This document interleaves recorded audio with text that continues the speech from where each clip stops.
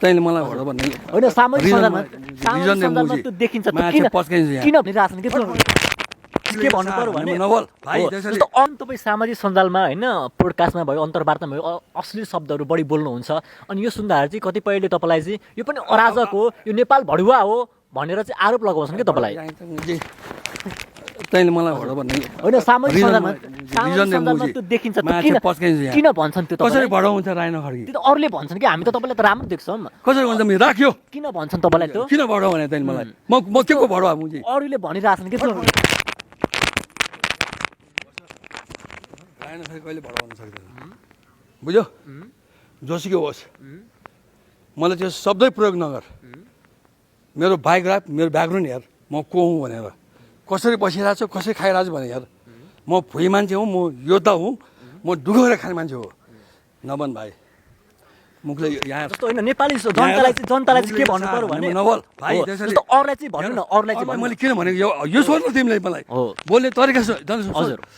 किनभने मैले 40 वर्ष च्यानलमा भन्दाखेरि कानमा तेल हालेर बसेँ देशको यस्तो गति भयो 80जना मऱ्यो तपाईँले त योगदान दिइरहनु भएको छ 80जना मऱ्यो मैले मुख छँदाखेरि यिनीहरूको सबैको कान खोल्यो आँखा खोल्यो अहिले मैले माफी चाहिँ भाइ एउटा के भने गल्ती गरेपछि माफी माग्न जानु पर्यो के नेपाली जनताले बुझ्दैनन् किन मलाई भडवा नभने भाइ म तँलाई रेस्पेक्ट गरेको छु न त्यो डाँडसान सब झारिनु ठिक छ कि जस्तो अरूलाई चाहिँ अब बुझाउनु पर्ने भयो बुझ्दा कति बुझाउने भाइ बुझ्दैन नेपाली जनता नबुझ्यो भने एक दिन यो देश जान्छ हजुर देश त गइसक्यो भाइ हो हजुर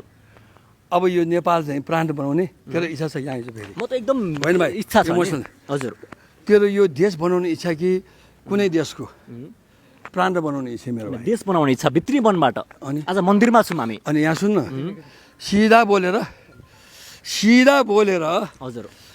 बोलेर मान्दैन भने अनि तिमीले गाली गर्छ हो हाम्रो टिचरले हामीलाई सिस्नो हानेको छ भाइ हजुर कुखुरा बनेको छ भाइ यो खुट्टाले उभिएको छ किन गरेको राम्रो गर राम्रो पढ्थ्यो भविष्य राम्रो हुन्छ भनेर गरे हो हजुर अवश्य हो मैले मुख छोडेर त कसैको घर बिगारेको छु छैन यो देशमा मैले केही बिगारेको छु अहिलेसम्म छ प्रुभ गर